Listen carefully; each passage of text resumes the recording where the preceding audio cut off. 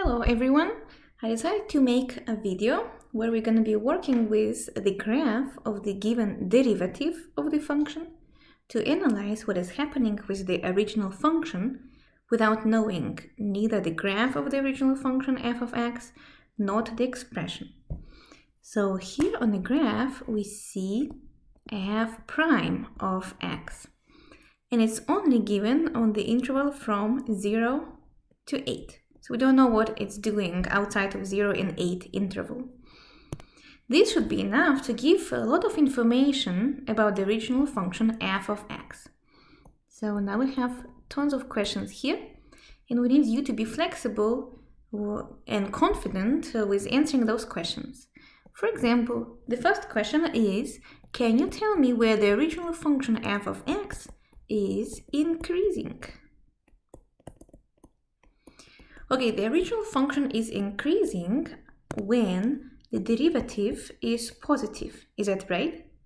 Yes, you remember that. Derivative is positive, and it means the slope of the tangent line looks like this, and it seems like I'm climbing up the mountain. So f prime is positive if this is the graph of f. However, we have the graph of f prime over here.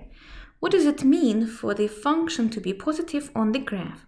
It means that on the graph, you should take only parts which are above x-axis or input axis. In this case, it's x. So wherever your function is above x-axis, that function is positive, right? Then I will say that the original function is increasing, where derivative is positive, and derivative is positive starting from 3, but not including 3, and ending at 8, but not including 8. So the answer for this, f of x is increasing on 3 and 8. Why are we not including 3 and 8? So basically I'm doing like this, not including it. That is because what is happening at 3 and 8? At 8, it might have a jump. We don't know what's happening at 8 exactly, because the function is giving only from 0 to 8, not including 8, not including both 0 and 8. At 3, though, the function is not above x-axis. At 3, the function crosses x-axis, so f prime of 3 is 0. If derivative is 0, then the original function neither increasing nor decreasing. Speaking of decreasing part, let's answer that question as well. Whereas my function is decreasing. Well, now you can guess the idea is the same. The derivative should be negative. The derivative is negative. Since this is the graph of the derivative, being negative means being below x-axis. That's what it means to be negative, right? So it's -5, -7, below x-axis, not 0 though. Where it's all happening. It's happening from 0 to 3. Again, not including those two for the same reasons I already explained before. So now you see those two parts, blue and green. Second question. Can you tell me where the original function is concave up, and then concave down? Let's see. The original function is concave up when the second derivative is what? Positive or negative? Second derivative. Definitely remember that concavity is something about second derivative. And here I will give you a funny memorization trick to remember which one should we consider. When the second derivative is positive, f prime prime, the graph of the function is smiling like this, so it's concave up. And also it has minimum over here where the tongue is over this smiley face. If the second derivative is negative, then the original function is grumpy, and you can say it's concave down, and it has maximum here at the nose. So I like teaching it this way. People like it, especially if you're a visual student. I think it might be helpful for you to use this trick. So in our case, if we're asking about concave up, then second derivative should be positive. What does it mean for the second derivative to be positive if this is a graph which gives us first derivative? Well, second derivative is positive. I'll write it down over here. Second derivative is positive means first derivative is increasing. Is that right? So the first derivative is climbing up the mountain when the second derivative is positive. Then, if we have a graph of the first derivative, we just need to see where the first derivative is increasing. It's increasing from 1 to going up to 4, not including the endpoints. Then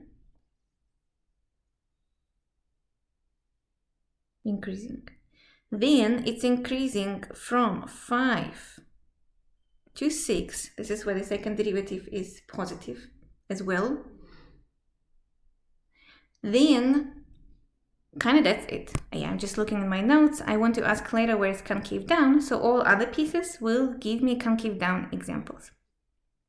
So it's concave up from, let me decrease to see the graph, from 1 to 4, not including endpoints. At those endpoints, the derivative of the derivative is 0. So the second derivative is 0. So the first derivative is not increasing, neither decreasing, right? Okay, from 1 to 4, the original function is concave up because the first derivative is increasing, and that means second derivative is positive. And also from 5 to 6. Now let's answer the question where it's concave down. Using the grumpy example, now I can see that I need to look where the second derivative is negative. The second derivative is negative from 0 to 1 because the original function is decreasing there, not the original, the first derivative is decreasing, from 4 to 5 and from 5 to 8.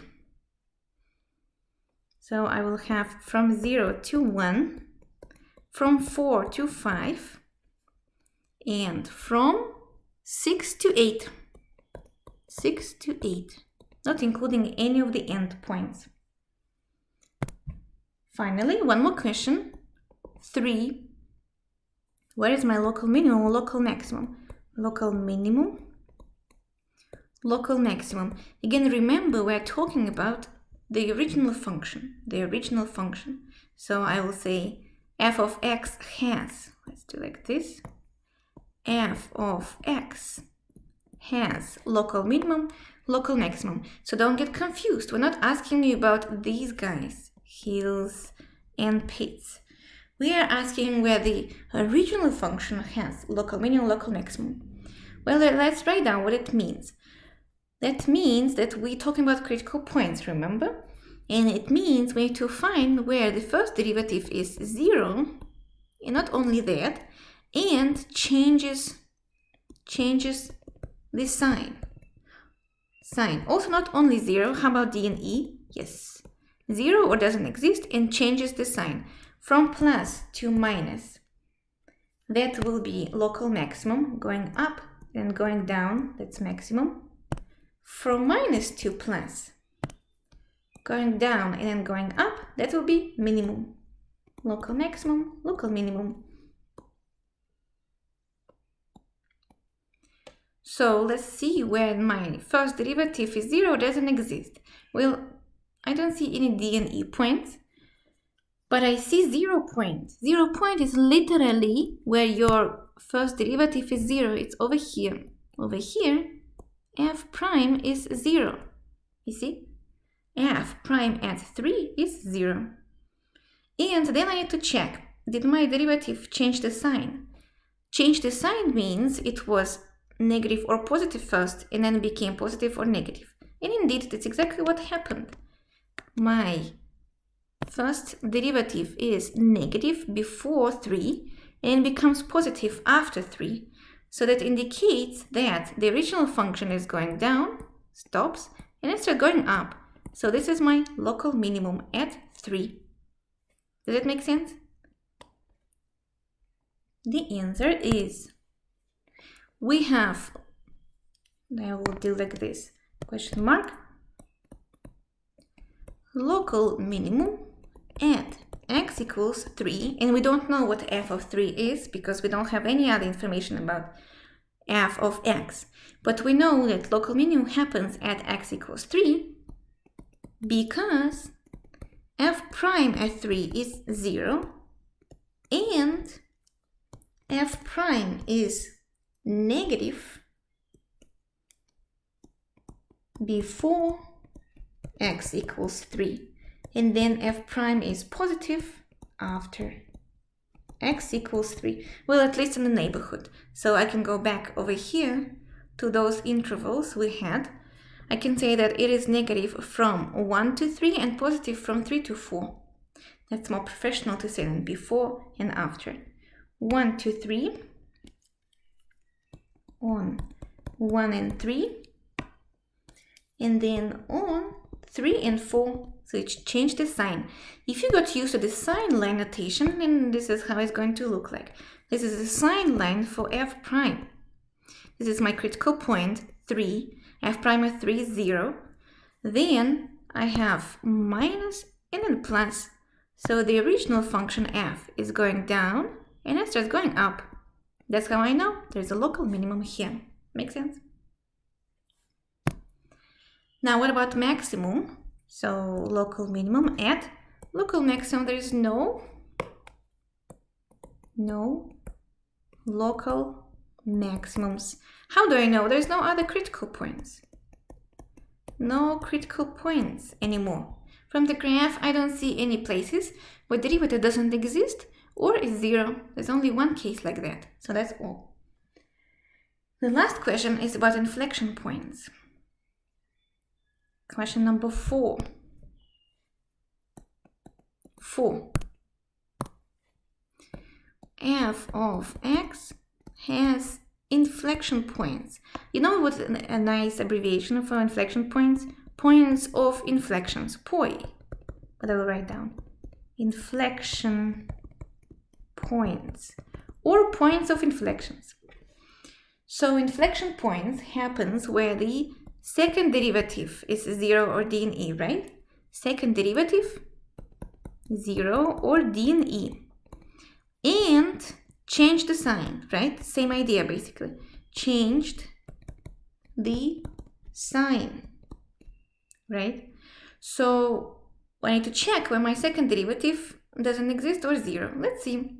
We don't have the graph of the second derivative, but we have the graph of the first derivative, where my second derivative will be 0 or d in e. D in e, I don't see any places. There's no sharp corners here. But I see that over here, the second derivative will be 0. Over here, so basically horizontal tangent line. Over here, the second derivative is 0 over here. And you also see if the sign is changing. So on the left,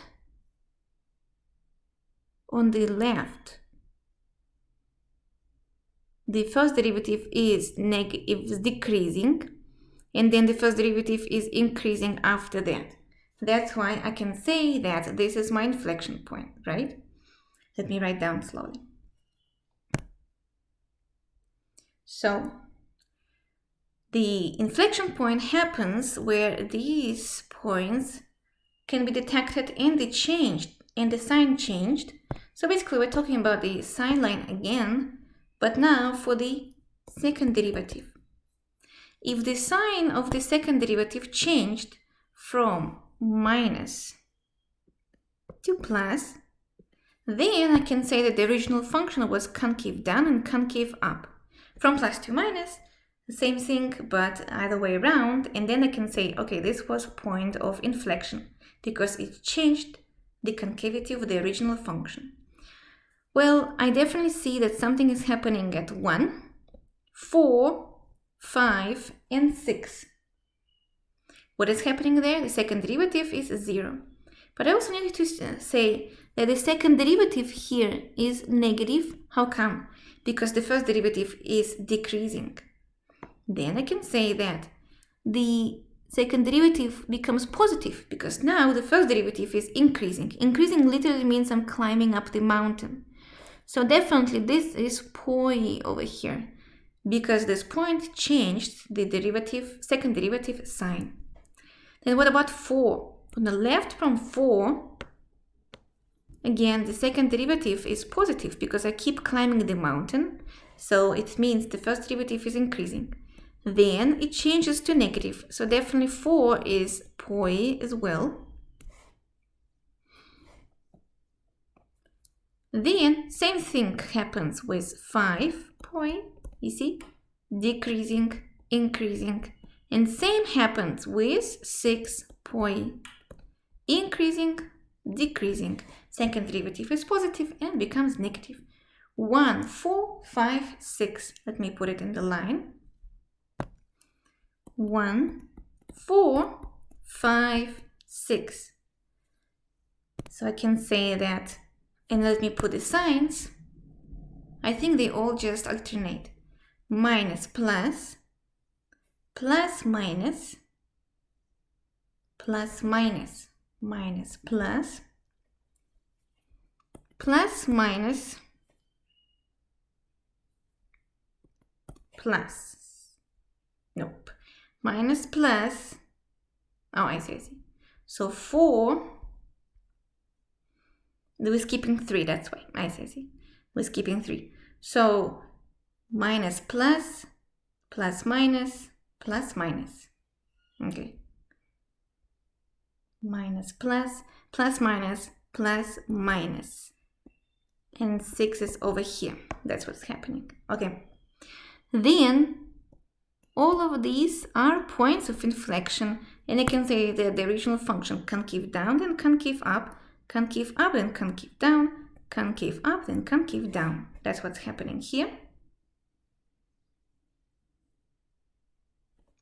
And something is wrong with number 4. Let me fix that.